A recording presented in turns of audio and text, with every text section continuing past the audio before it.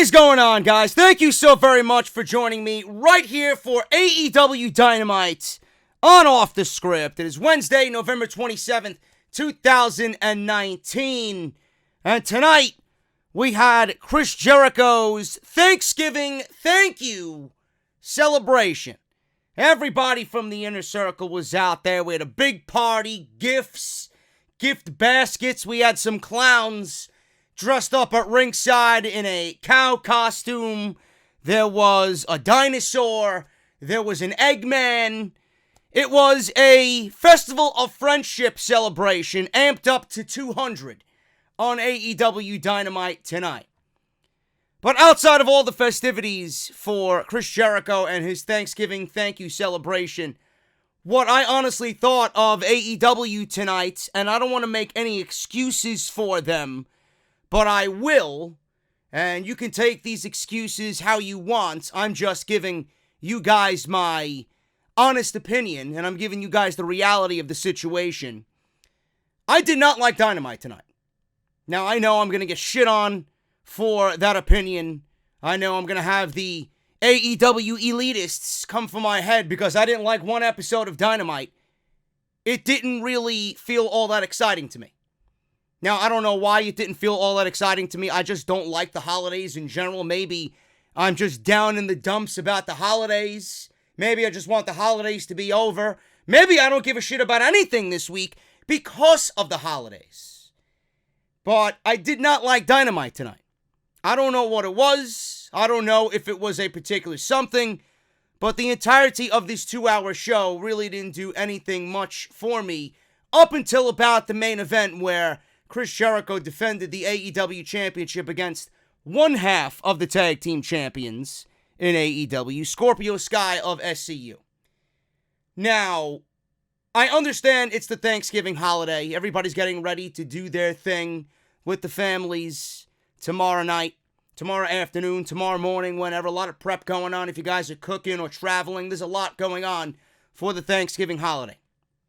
There are the holiday excuses that we could use, and this was a typical holiday show that really didn't put much of anything into it because of the holiday to follow. AEW really doesn't have much of a pay-per-view build on their shows as we go into the holiday because we don't know what the next pay-per-view is going to be. We don't know what it's going to be. We don't know when it's going to be. In fact, Cody Rhodes actually mentioned, I read a report today, that AEW will announce the new pay-per-view where they will have 4 yearly because they want to go back to the old school way of doing things, which I actually love. But this is what you get as one of the negatives when you go that route. Not every week of television is going to be outstanding. Not every week of television is going to be completely newsworthy and noteworthy. There are going to be some duds mixed into all that. They did not have a pay-per-view build at all. And I don't know if they're going to start going into next week. It certainly looks like they are definitely heading in that direction the way the show ended tonight. But again, I don't want to make any excuses for them, but they don't have a pay-per-view build. It's the Thanksgiving holiday. Everybody's off doing their own thing. Everybody's probably got to get back home to their families. They didn't want to go all out with a show, but the way the show was promoted and the way the show was hyped, it should have been a show that went out there and went all out. And what I got was a dud. And I don't know how else to put it. I'm not sitting here saying the show wasn't good. I just don't think it was one of AEW's better efforts.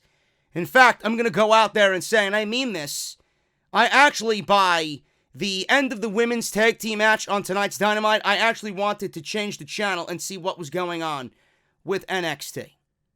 I don't know if that's a reason of just the curiosity that stems from coming out of the Survivor Series. I don't know, but I wanted to switch to NXT during the women's match or at the end of that women's match. I didn't. I stuck with AEW, but it was just a very lame duck show for me. Those are my quick thoughts on AEW. Tonight we got the Chris Jericho thank you celebration, Thanksgiving thank you celebration. We got a tag team match with the Lucha Brothers and the Best Friends. We got the finals of what is going to be an annual thing with MJF and Adam Hangman Page fighting over the AEW Diamond Ring. We don't have any new information still on what the Diamond Ring is supposed to represent or resemble, what it is going to be as far as its place on television. We don't know. So we had the match for the Diamond Ring between MJF and Adam Hangman Page, and we got a main event with Chris Jericho and Scorpio Sky for the AEW World Championship, Kenny Omega and Pac. And then I love when I say something on the review last week, and then we get into this week, and it's actually in the beginning stages of happening. I mentioned on last week's show how Jon Moxley is absolutely being set up and groomed to be the next in line to take on Chris Jericho for the AEW title. There is no better individual on that roster to take on Chris Jericho and take the title off of Chris Jericho. Jon Moxley is the man, and I think it is very well on its way to happening with Moxley being the new world champion, and then we get another match with Kenny Omega, and then we get Kenny Omega beginning his run as the man in AEW. We'll talk about that when we get to the main event, but those are my quick thoughts. That's what we're going to talk about here today on the podcast. Thank you guys so very much for joining me here today. Thank you for tweeting with me.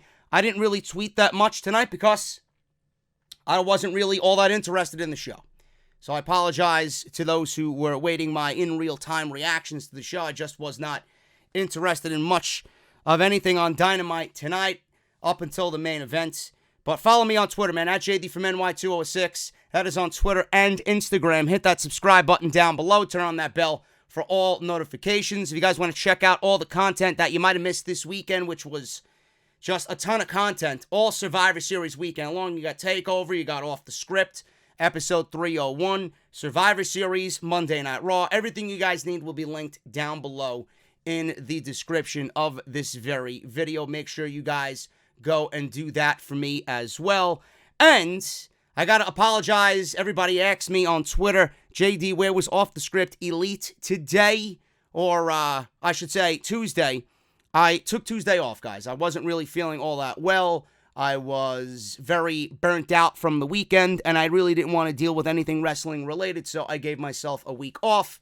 And there really wasn't all that much as far as news concerning AEW. Again, the Thanksgiving week is going to be something that is typically going to be slow.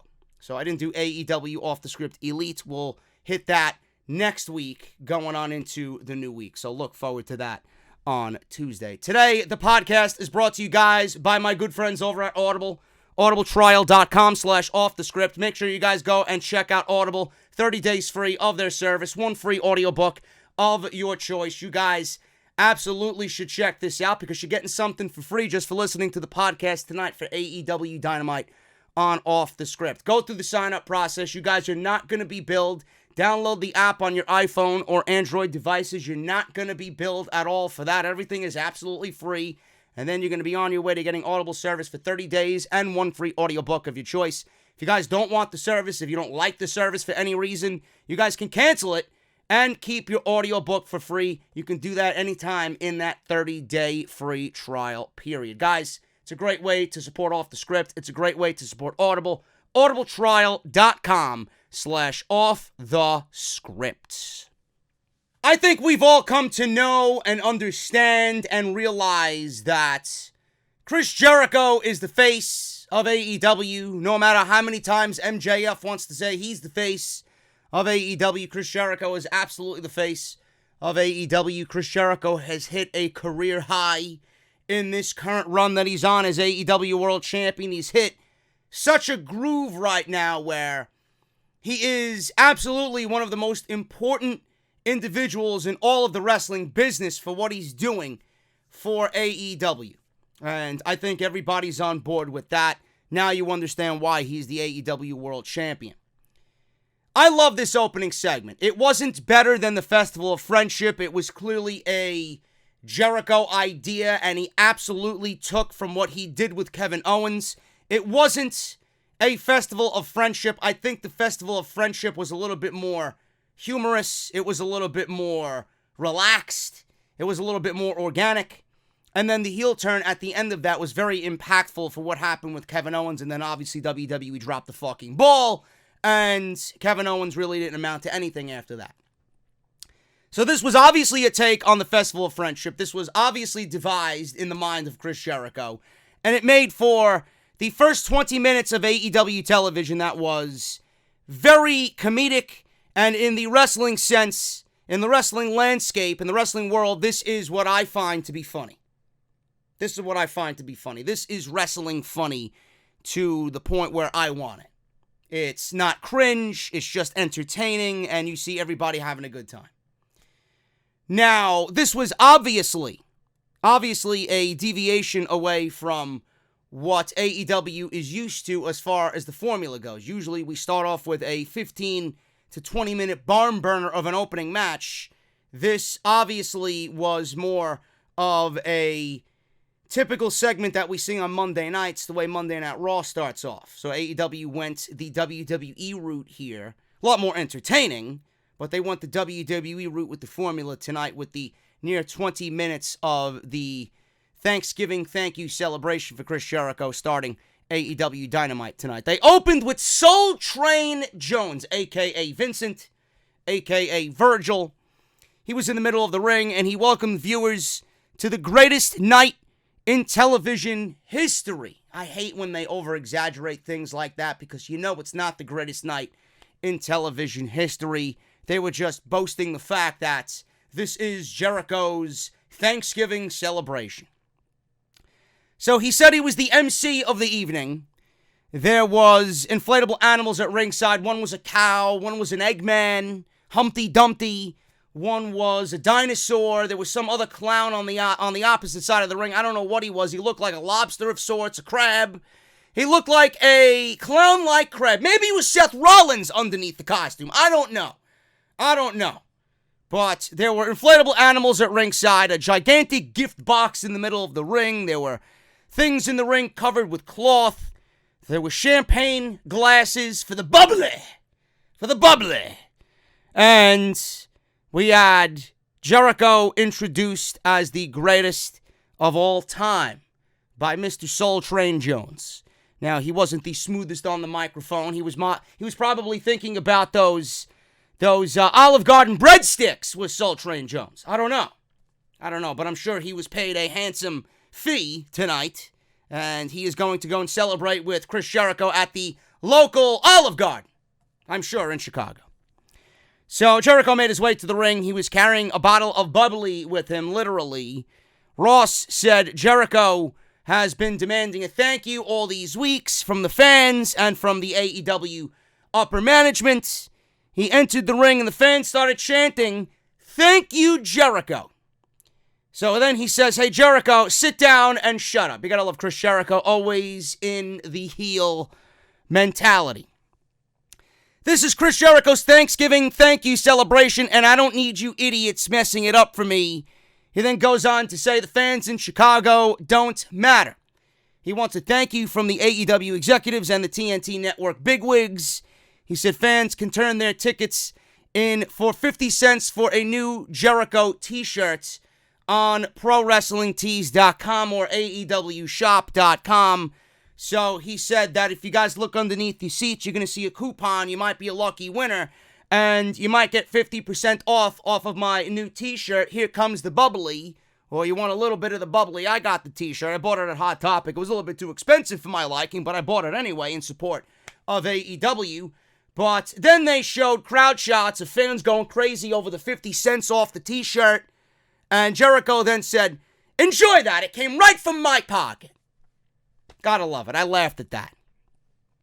So he said, after months of discussion and investigation, they found the greatest tasting grapes and created the official little bit of the bubbly. And we had a plug for Jericho's own champagne. He plugged www.littlebitofthebubbly.com. He called the inner circle to the ring, and they were all showing off the new champagne. Now, I joked on social media when the website went up live on AEW Dynamite. I said on social media, I guarantee you Jericho sold the most bottles of champagne that has ever sold anywhere, ever. And I was just joking. People told me, JD, you were right. The website crashed within seconds. Can you imagine that? Can you imagine these wrestling geeks going out there and ordering Chris Jericho's own personalized champagne? A little bit of the bubbly. I wonder how it tastes. I won't buy a whole fucking bottle of it. If someone wants to send me one, I'll fucking do a taste test here on the podcast, but I'm not going to go out there and buy that shit. Probably tastes like fucking grape soda. What does it taste like? What does it taste like? I don't know. So he called the Inner Circle to the ring. Sammy Guevara called Jericho his father figure, and he said he had Jericho's best gift of the entire night. There was a cardboard cutout underneath a red cloth, and underneath the red cloth was a cardboard cutout of Jericho and Sammy Guevara hugging. So then they hugged in celebration, doing the same pose that was photographed on this cardboard cutout. Santana and Ortiz gave Jericho a gift basket from their part, or their neighborhood, and they were in the giving spirit, the Thanksgiving spirit. Inside the gift basket was a 40-ounce bottle of something. I don't know what it was. I remember when I used to sneak out of my mom's house and I used to go to the deli that served us underage children. We used to go with, listen, clowns, we were not like 16 or 15. We were like 20. And the legal drinking age is 21. We go and buy St. Ides and whatever else was fucking nasty but cheap at the time just to get drunk. Who knows what it was? I'd be curious to know what they handed Chris Jericho, but they also handed him, on top of the 40-ounce bottle, they handed him a box of Vicks Vapor Rub, and they had a box of Saison, and then they had a coffee can of Cafe Bustelo. You gotta love Santana and Ortiz, man. Cafe Bustelo's pretty good. It's not really my go-to coffee, but I'm not gonna really sit here and shit on Cafe Bustelo. Gotta love it. Anyway, so then Jericho asked, where is the big hurt? Frank Thomas? Now, clearly he said the big hurt because Frank Thomas played for the Chicago White Sox, first base, and obviously he was digging in to the Chicago fans with this, calling Jake Hager the big hurt in mocking. So he looked around, and then Hager was on the stage. He was not in the ring because out he brought a goat, a literal goat. Now, the goat is used online. I don't need to go into social media etiquette with you guys, meaning greatest of all time. So they legitimately had Hager out there with a legit goat. And Hager said her name is Chris Jericho.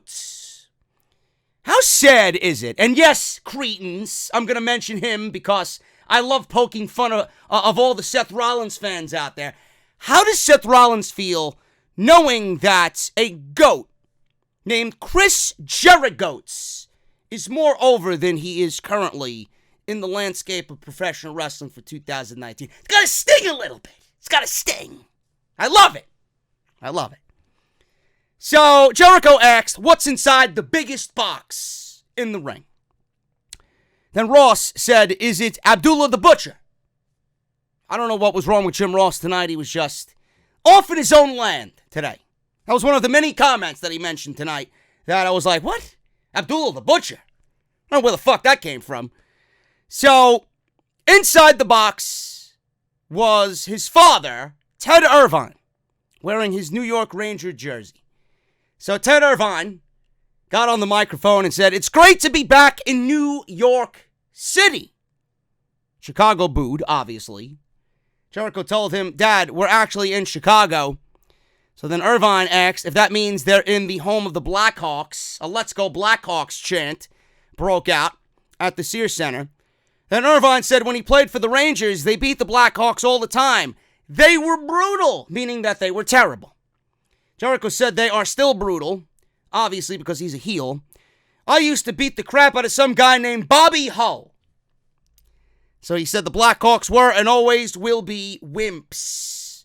There was no CM Punk chant here, folks. No CM Punk chant in Chicago on AEW television. Goes to show you how trained and how respectful the AEW audience is to what they're watching on Dynamite. So you gotta love that. Fans chanted Rangers suck as Ted Irvine handed out Rangers jerseys to the inner circle. The backs of the jerseys had all their nicknames. Ruffian for Santana, Thug for Ortiz, the Spanish God for Sammy Guevara, and the Big Hurt for Jake Hager. Jericho says they've been having fun, but now it's time to get to the nitty-gritty. He said he had an official statement from AEW and TNT Brass. Jericho says he doesn't feel like reading it. Why not? He doesn't have to read it. There's no reason for Jericho to read at his own celebration, so he asked Mr. Announcer Guy, Justin Roberts, to come on into the ring and read it for him. Fans are chanting at Jericho, "You can't read." Justin entered the ring and talked about how he is from the area and graduated high school right up the road. Justin then read the statement that extended gratitude and appreciation for making AEW the most talked about wrestling league in the world. It complimented Jericho and said that they are proud that he is the one representing AEW as their world champion.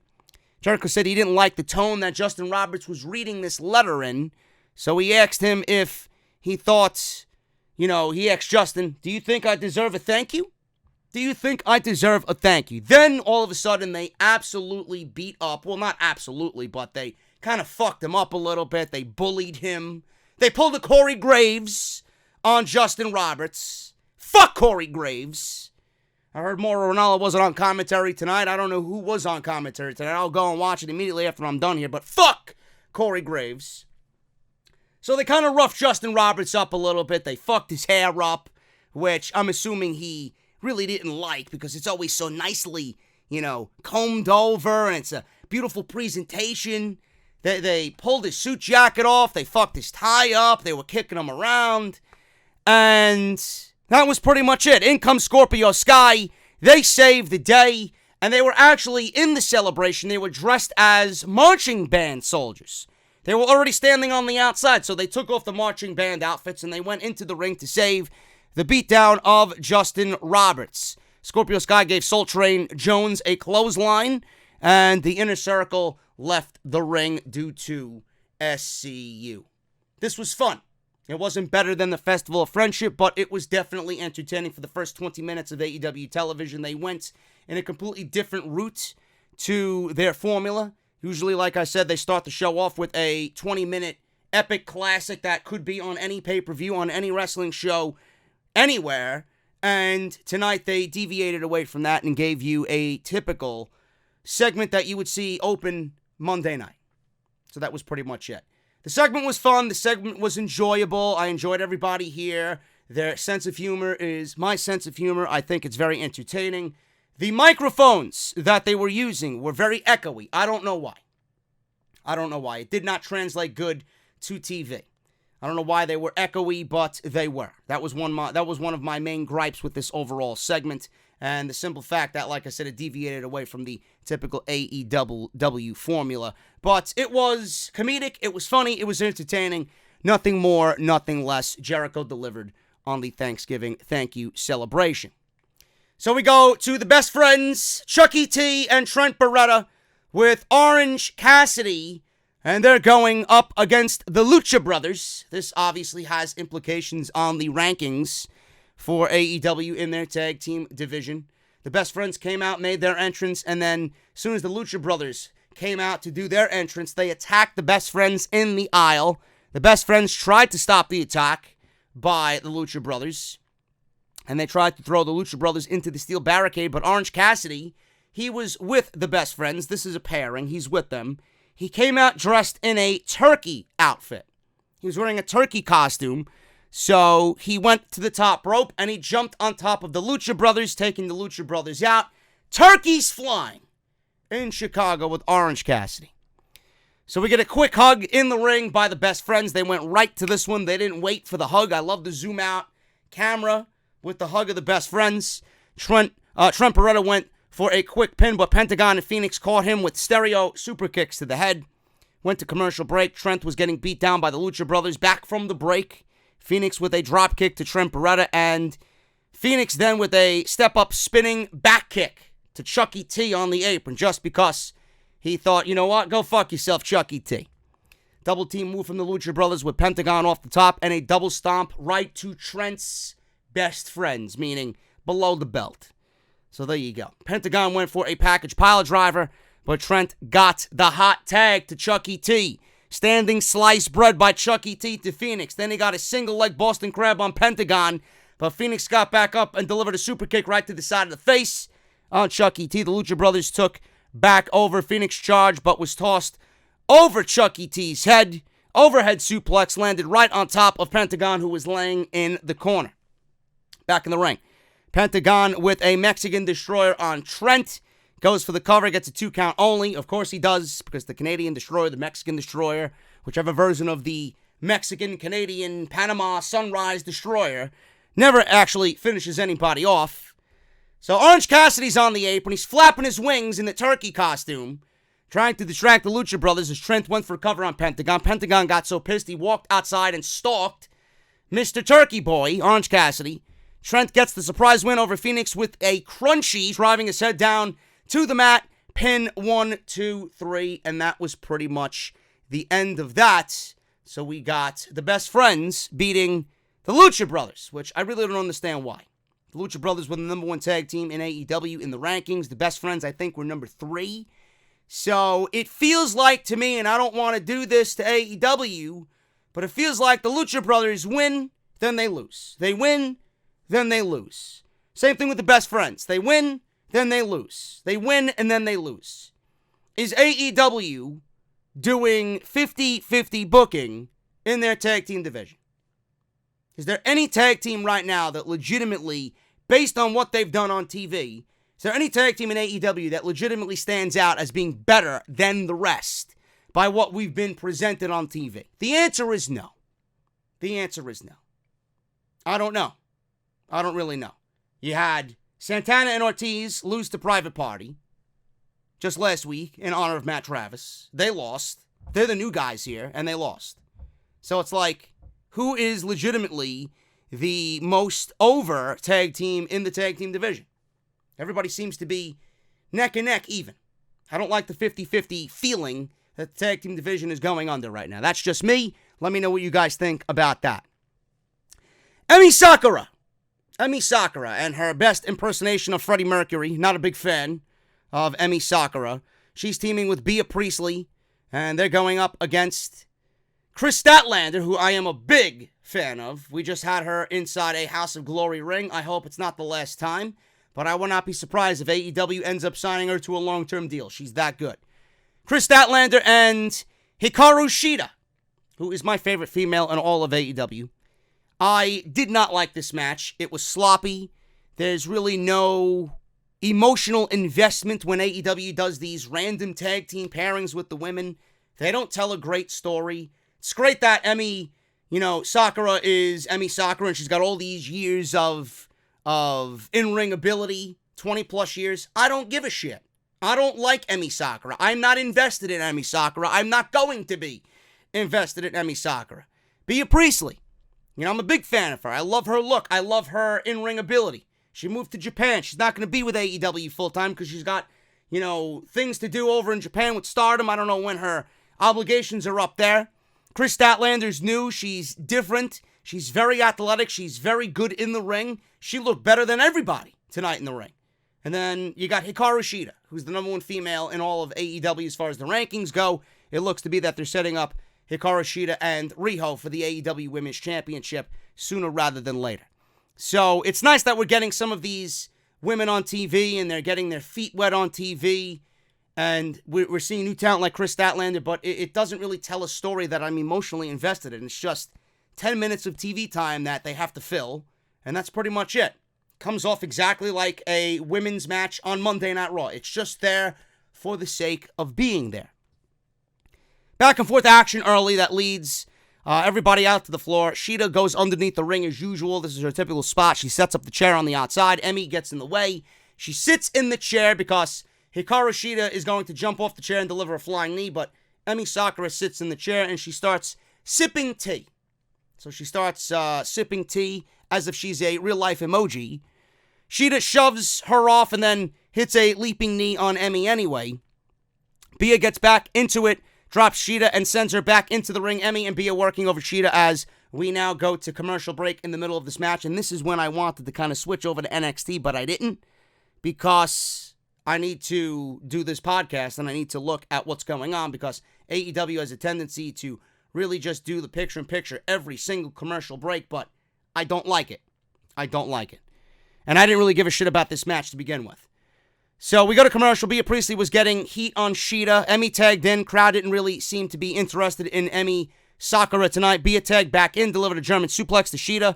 I love how athletic she is, and I want to see more Bea Priestley. That's just me. Shida caught Bea with a high knee and rolled to make the tag to Chris Statlander, so Statlander gets the hot tag. AEW would be fools to not sign Chris Statlander. Just throwing that out there.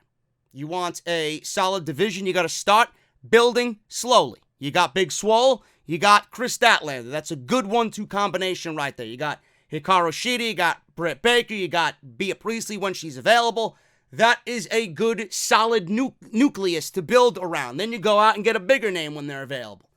So I hope that AEW really takes my advice here and signs Chris Statlander. She's 3 years in the business. She's relatively young. She's only 24 years old, 25 years old. And she was the best-looking female in this match, as far as in-ring ability goes. So she's in the ring. She executed a beautiful Oklahoma roll, which made Jim Ross proud, on Emi for a 2 count. Emi stopped Statlander, went up top for a moonsault. Statlander rolled away, moonsault missed. Statlander with a facebuster from an electric chair position, runs the ropes, scissor kick like Booker T. 2 count on Emi. Bea is in the ring. She eats a roundhouse kick. Emi rolled to the apron, grabbed her microphone on the ring apron, and she slammed it into Statlander's back. Emi, who was the legal woman, I suppose, rolled up Statlander for the win, and there was some confusion. You had Hikaru Shida pointing over to the microphone on the ring apron, and the referee was asking what happened. He didn't see it. The decision goes to Bea Priestley and Emi Sakura. They win this unimportant women's match on AEW television, but we got to see Chris Statlander. Hopefully you guys enjoy her work, and hopefully we'll be seeing her more in AEW. Moving on here, man. After the women's match, we got backstage. Jon Moxley said 6 months ago he declared war on anyone in AEW. Said he moves forward, blazing a trail to the top of the hill until he's the last man standing. I will get you eventually. Obviously, that is a metaphor for Chris Jericho. So, blazing a trail to the top of the hill. Jericho's at the top of the hill, meaning he's the AEW World Champion. Until he's the last man standing, he wants to be the AEW Champion. I will get you, a.k.a. Jericho, eventually. He said he wonders if there's anyone else out there who wants to find him before he gets to them. This is a call to arms for anybody who wants to step up and try to be a hero or get seriously hurt trying. So that's pretty much what he said. What do you say? He's the Death Rider or something along those lines. He's coming for whoever he's targeting next. Clearly, we know who that is. So this was typical Moxley. The delivery was great. It was very intense. He kind of sped through this. He was as if he was speed reading it or speed speaking it, but you got the gist of what he was trying to say. He wants Chris Jericho in as little words as possible. He wants Chris Jericho. He wants to be at the top of the mountain. He wants to be the AEW champion. You guys, I'm sure, are smart. You deciphered what he had to say here to Chris Jericho very, very indirectly. We got Cody Rhodes. Cody Rhodes is back. He's got a nice little scar above his eye due to the Jericho match at Full Gear. Very noticeable. He'll be living with that for the rest of his life. So Cody is back in ring with Matt Knicks, like the New York Knicks. It's spelled the same way, too. So this was a jobber match. This was just pretty much done to give Cody that ring, to wipe off the ring rust from being away for a couple of weeks. Cody gave this jobber a handshake to start the match. Don't know why. I guess Cody's a nice guy. Cody with the ribs visibly taped from the Full Gear match with Chris Jericho underneath his weightlifting belt. Knicks went right for the ribs as if he watched Full Gear. So there you go. Which I'm sure he probably did, like we all did. Cody with his drop-down punch stepped up with his disaster kick, and then he took his weight belt off and threw it into the crowd. So whoever got that weight belt, bro, you got a great souvenir from Cody Rhodes tonight on AEW Dynamite. So Cody went with the figure 4, and that was it. Cody motioned for a microphone, and he was about to cut a promo with the crowd chanting Cody. This guy is a fucking hero to these people. So he gets on the microphone, and he says, MJF, we don't have to wait to do this. And he wanted MJF to come to the ring. Now, while Cody had his back turned, we seen something coming up from underneath the ring. I didn't know who it was. It was a guy dressed in the black vest with a black mask on. So while Cody had his back turned, the ring opened up, and out came this guy wearing a black vest and a black mask, and he was known as the Blade. Whoever the fuck that is, I don't know. So he took Cody down, and then another individual came up from underneath the ring, and this man was described as the Butcher. So they beat down Cody with a suplex backstabber combination, and then we had another individual come up from underneath the ring, and it was a female, a blonde. And she was Allie. And they were referring to her as the Bunny. Just a very weird and bizarre segment. I don't know who these people are. I've never seen them before in my entire life. I need you guys to tell me who they are and where they came from and why I should care. And you need to tell me, am I going to like these guys being a part, clearly, of the AEW roster? This segment, I don't know where they were going with this. Clearly, this is a mere morsel on the road to whatever story they're telling here with Cody Rhodes. I don't know if this is going to be weaved into the MJF storyline or if this is going to be a storyline to the side while we build to it now and then we get to MJF eventually. Maybe this is the roadblock for Cody to get to MJF and the Diamond Ring. I don't know, but this came off very weird. This came off very bizarre. The crowd didn't have any iota of a clue to who these people were. They didn't give a shit because they didn't know who the fuck they were. And it just reeked of Monday Night Raw. This was something that we would see on Monday Night Raw with the way the crowd reacted and the way it was presented and portrayed. I honestly felt watching at home, I felt the crowd just asking themselves, who the fuck are they? And why should I care? This is what I felt. I don't know. Who are you? Nobody knew who they were. So, AEW, listen, I appreciate the unpredictability. I'm always up for learning about somebody new and how they're going to fit into AEW television, but I honestly don't want another Dark Order in AEW. I really don't. Now, if there's anybody on this roster to get those guys over, it's Cody Rhodes, being how over he is. But I really don't want another set of guys who look to be a tag team on the AEW roster that nobody is going to legitimately give a shit about. This came off very weird, and I did not like this segment at all. Obviously, I'm going to watch to see where it goes, but I would like some backstory on these guys. And all Excalibur said was who they were, where they came from, I don't know. And that was Allie. What is Allie doing with them? All I know is that the Blade is Allie's real-life husband. That's all I know. So we'll see where this goes after that. Guys, we're going to get into the rest of the show. We got Kenny Omega versus Pac, and then we got MJF with Wardlow against Adam Hangman Page, and then Scorpio Sky against Chris Jericho. So don't go anywhere. Got to shout out my boy Salrex, man. You guys got to hit him up. He has a Black Friday sale Wednesday through Friday only. So a quick shout out from my boy Salrex. You guys see the work that he does on the channel every single day, every single week. Every single thumbnail that you see in your sub box here on YouTube comes directly from Salrex. The deals he's got Wednesday through Friday for this Black Friday sale. If you guys want him to design a logo for you, $10. If you guys want it to be a detailed logo, $20. Channel revamps, $15. If you guys want detailed thumbnails like mine, $2 each. That is a steal for the great work that he does. Logos, banners, flyers, thumbnails, album covers, mixtapes, t-shirt designs, YouTube channel revamps. Guys, he does it all, and his DMs are open. At SRXGFX on Twitter. That's all capital letters. At SRXGFX. You guys know the work that he does. Go out there and support him. If you guys need any of your graphic designs done, Salrex is your guy. Once again, that is SRXGFX.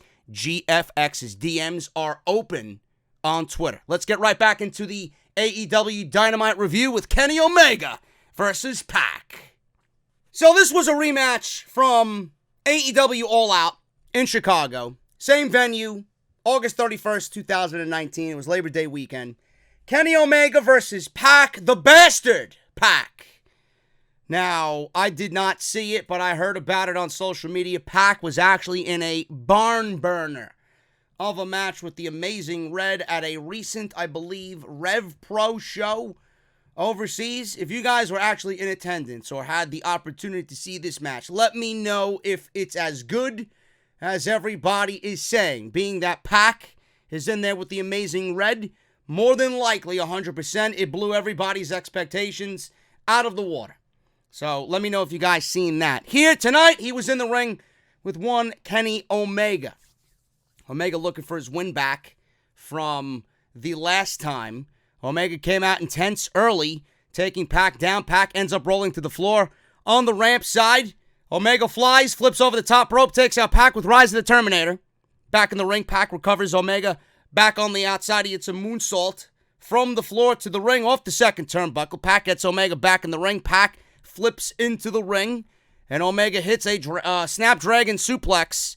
Not once, but twice on two occasions in this match. Both looked absolutely deadly in execution. Simply devastating. So we go to commercial break. We're back from commercial break. There's a slugfest breaking out between these two. Pac and Omega going at it. Pac was asking for Omega to bring it, and he kicked Pac so hard in the middle of this exchange that he flew right into the turnbuckle from in the center of the ring. JR said it looked like Pac was shot out of a cannon. Kenny Omega hit him so hard. Double axe handle smashes by Omega. Goes right for a cover, only gets a 2 count. Fisherman Buster. Pac kicks out again out of 2 counts. Both men trying for position. Omega gets a jumping knee on Pac. Pac runs the ropes and delivers a devastating clothesline on Omega. Both men down, slow to get up. We transition to the top rope.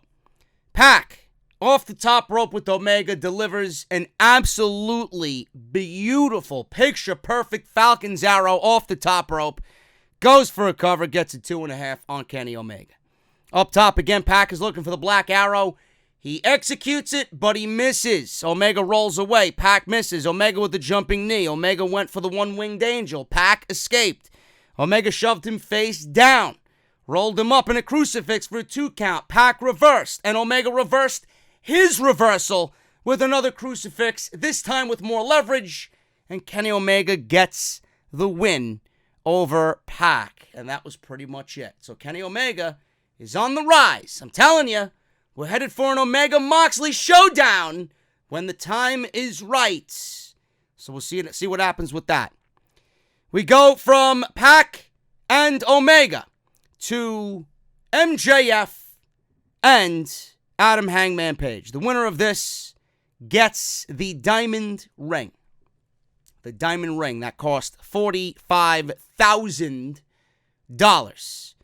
So, by the way, we had Dasha Bot, who did not sound like a robot here, so I will not refer to her under her WWE aesthetics or her WWE charge time. No more Dasha Bot here. She is Dasha Fuentes, or Dasha Gonzalez, I believe her name is. I'm not really sure, but Dasha was taking over for Justin Roberts after the Inner Circle beatdown. We had a picture-in-picture interview like they used to do back in the WWF days, with MJF saying the diamond ring cost $45,000, and something of that value doesn't belong on a white trash inbred hick from Virginia. So Adam Page came out. They did the same thing, picture-in-picture promo with Adam Hangman Page. And Page says he needs a big win to hang his hat on. And against MJF, nothing would be sweeter. He said he is not much of a ring guy, so if MJF wants the ring that badly, he'll win it, give it to MJF, and then shove it up his ass after the match. So that was pretty much that. I thought this was going to be something of back and forth, great match. It ended in relatively predictable fashion in short time, with MJF winning the diamond ring against Adam Hangman Page. And then we had some post-match antics with Diamond Dallas Page. Now, commentary announced that this will be an annual match in regards to who gets the ring for the year. Right now, it's MJF. We don't know if it's going to be defended. We don't know if it's going to be on the line when he fights Cody. Eventually, MJF at the start of this match went for a handshake. And, yeah, right. Adam Hangman Page said, yeah, okay. Punched him right in the mouth. He rolled to the outside. Page went for a suicide dive, but Wardlow was standing right there, stopped it, and he protected MJF from the incoming attack. Page clotheslined MJF into the crowd, threw him back over the barricade. He clotheslined him into the crowd, went into the crowd, threw him over the barricade again, and back into the ring.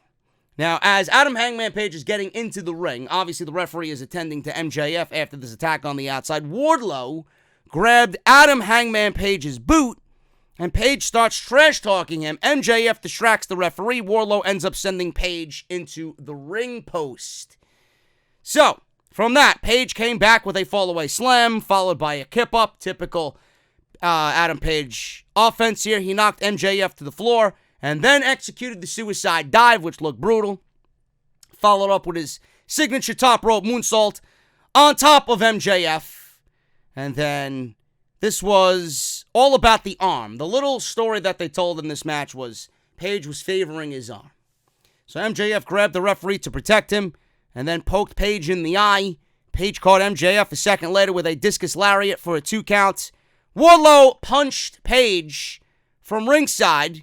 MJF then gave Page a crossroads for the win. I love JR's call on this. This was not a crossroads. It was a double cross. I loved it. So MJF wins the diamond ring, and he is now the owner of a $45,000 AEW diamond ring. Diamond Dallas Page came out to present the diamond ring. Fans were doing the diamond cutter symbol, and they were doing his catchphrase for him. He didn't even need to say anything. Said he was there to present the diamond ring to the winner of this match. MJF got into the microphone, or got into the camera, I should say, before he got on the microphone. And he did one of these little numbers, and he was pretty much gloating and hyping himself up that he's the winner of the diamond ring. So, DDP took out a box, and inside the box was the diamond ring. Fans were chanting asshole at MJF. DDP then told Maxwell that some of his actions have been very, very disappointing to me. He said tonight, though, he is the man. So he then slapped his shoulder in a very unfriendly fashion. So DDP said, you know what, tonight I'm going to be the bigger man, and I will congratulate you like a man. He offered a handshake. MJF did not, obviously, shake DDP's hand. Instead, he took the gum he was chewing out of his mouth and put it in Diamond Dallas Page's hand, and he closed his fist. Typical MJF. You gotta love it. So DDP then asked, seriously? And then MJF got on the microphone and said, yes, seriously. So Wardlow, standing behind MJF the entire time, he's got this menacing grin on his face. He looks like the most unhappiest person during the holiday season. I didn't know you could get more unhappy than me, but he achieved this status, did Wardlow. So Wardlow is looking at DDP. He steps in between MJF and DDP. DDP said, Wardlow would look stupid if a 63-year-old man began kicking his ass all over the streets of Chicago. So Wardlow grabbed DDP's shirt and shoved him around. MJF then took some cheap shots at DDP. Security and referees ran in to separate this scuffle between MJF, Wardlow, and Diamond Dallas Page. Now, we're not going to get a MJF or Wardlow match against DDP. This is clearly all setting up what is to come for Cody Rhodes after he deals with the Blade and the Butcher, as if we're cutting up some fucking skirt steaks to grill in Titus Catering, some salt and pepper on that motherfucker. But this is clearly a part of the storyline with Cody Rhodes and MJF. DDP is very much involved with Cody Rhodes. He is part of the Nightmare family. And obviously, since Cody has other things to take care of before we get to MJF, and there's a lot of time in between the next pay-per-view, so we're doing this little angle here tonight with DDP, who is associated with Cody, to kind of brawl and scuffle with MJF, who just won the Diamond Ring. So we're getting some of Cody's representatives telling everybody, or telling MJF rather, how they are all disappointed in the actions of MJF. And MJF's not going to give a shit because he's the owner now of a $45,000 diamond ring. And he's the man and the face of AEW. Self-proclaimed, I should say. Face of AEW. So we go from that to Dustin Rhodes. He said Jake Hager broke his arm, so now he's going to be out for Hager's blood. There you go. Blood and guts. Blood and guts. Could be. Could be. AEW trademarked it. Could be the next pay-per-view. We'll see. Said he's not the same man he used to be about Hager. I don't think he wants to. I think he gets nightmares just thinking about those times. So Sammy Guevara, Santana, and Ortiz come in. The Inner Circle comes in. Guevara tried to chop block Dustin, failed miserably at it. Santana and Ortiz attacked him. Matt Nick Jackson ran in to make the save. Yes, Matt Jackson is back. He is miraculously healed from the powerbomb attack by Proud and Powerful the week before. So they are all in there to save Dustin Rhodes. Dustin and the Bucks then set up the heels in the corner. And then, obviously, you know what that means. Kick to the balls for everybody involved. So we got kicks to the groins. It's long, it's deep, it's good, said Jim Ross. I guess he's in the football spirit. Chris Jericho versus Scorpio Sky. By the way, I think we are going to get Hager and Dustin Rhodes at the next pay-per-view. I would not be surprised at that. We got Jericho and Scorpio Sky in the main event. This is for the AEW World title. Members of SCU and the Inner Circle are banned from ringside by AEW management. They really made mention on commentary how Scorpio Sky was the only one and is the only one to beat Chris Jericho in AEW and give him his first pinfall loss. But Jericho is still undefeated as a singles superstar. So they were talking about a 60-minute time limit, and if it goes past the 10 p.m. hour, which we all knew it wasn't because people would riot and people would be pissed, they said if it does, you can watch the finish of this match on YouTube. So that's what they said. Jericho, basic with Sky in the beginning, shoulder tackle, playing up to the crowd. Jericho wanted to dictate the pace of the match to his liking, but Scorpio Sky took it to the outside, went for a pescado, delivered a big boot to Jericho instead. Back in the ring, Sky with a sunset flip back in the ring. Jericho kicks out at 2. Sky with a back elbow on the apron now. Sky went for head scissors to take Jericho into the ring, or I guess launch himself into the ring off of Jericho with the head scissors. Jericho sent him back to the ring apron. Scorpio Sky landed on his feet, and Jericho followed up with a springboard dropkick that sent Sky to the outside. Commercial break. During the commercial, Jericho was giving the Chicago fans the middle finger, which I loved in the picture-in-picture that they were doing. So he gave the Chicago faithful the middle finger and then proceeds to throw Sky into the steel steps. Aubrey Edwards went back to go check on Scorpio Sky. Sky was underneath the steel barricade in front of the crowd. Jericho slingshots him throat first underneath the barricade. Back in the ring now, Jericho setting the pace to his liking like he tried to establish in the beginning with Sky on the defensive. Sky blocks a vertical suplex by Jericho into one of his own. Neck breaker by Sky. Thez press by Sky. Drop kick on the apron. Sky with a springboard cutter that looked beautiful. Goes for a cover. 2 count. Sky comes off the second rope. Drop kick blocked. Jericho with the walls of Jericho. He did not get the Lion Tamer in this match. So it was the walls of Jericho. Very different maneuvers. Very different maneuvers. I don't think the AEW commentary knows one or the other. Sky trying to get to the ropes. I know. It's the Lion Tamer. You got to understand the Lion Tamer, Bacardi. I know. Trying to get to the ropes. He gets it. The Scorpio Sky. Jericho in the face of Aubrey Edwards, who is, the official for all these main events. This is the normal thing for Jericho to do. Every single match he's had with Aubrey Edwards, he always gets in her face. It's a thing he does. Sky takes advantage of this with a Dragon Sleeper because Jericho wants to argue with the referee. Out comes Jake Hager. Jericho with the roll-up from behind. Both men go down with the double clothesline. Jake Hager then jumps back up on the apron. Out comes SCU to take him out. In the ring, Jericho has the AEW title. He's looking to hit Scorpio Sky. He misses. Sky hits a TKO. And then they made you believe for about 3 seconds that Scorpio Sky was going to win the AEW World Championship.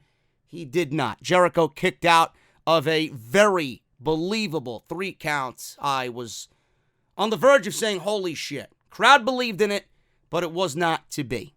In the corner, Sky off the top. Frankensteiner to Jericho. Step up Inseguri. Goes for another cover. 2 count, another close cover. Sky came off the top rope again. He went to the well once too often. He got caught in the code breaker. Sky kicked out.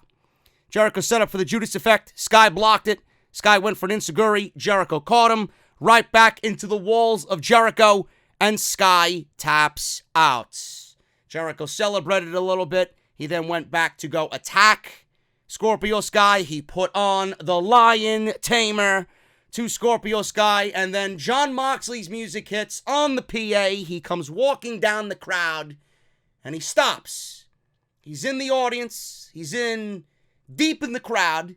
And he's just standing there admiring Chris Jericho and admiring the AEW World Championship. He's standing there with his arms crossed.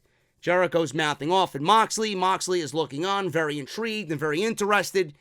I guess we all know who Moxley is now targeting on the top of the mountain. It's Chris Jericho and the AEW World Championship. I mentioned this last week when we covered Dynamite. There's no person on this roster that you could look at until they start building Kenny Omega up. It's not Kenny Omega. There's no person on this roster built up enough, believable, to go one-on-one with Chris Jericho. Moxley's undefeated. Moxley is the man. Moxley's been booked as AEW's unstoppable force.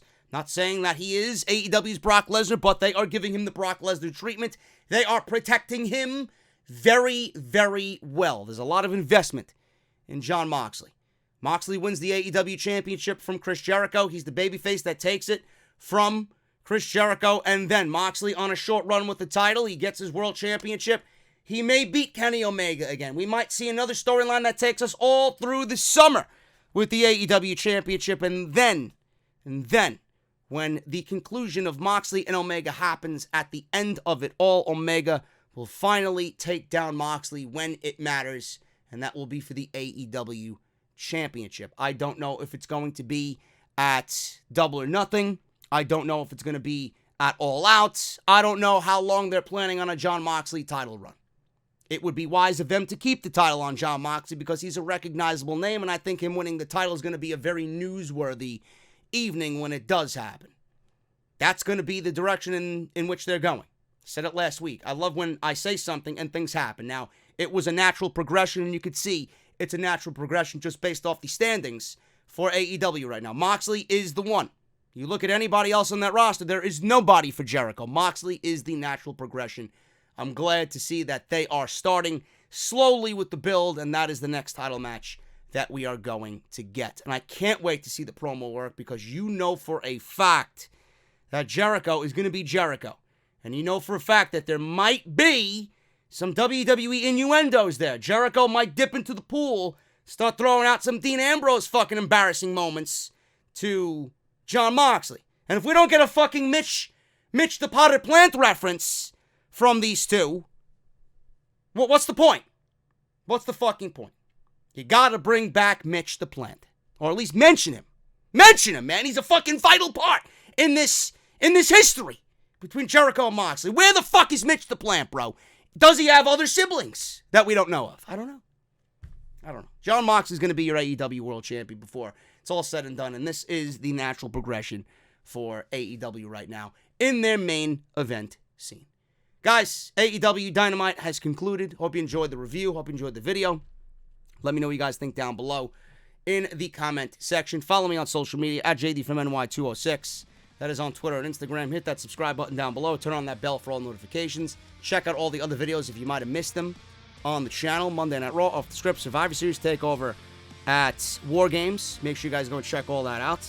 And if you guys want to go and check out the Patreon page and support during the Patreon page or with the Patreon page, you guys can certainly do that. Patreon.com/JD from NY206. Salrex, you guys know the deal. SRX, GFX on Twitter and Audible. audibletrial.com/offthescript.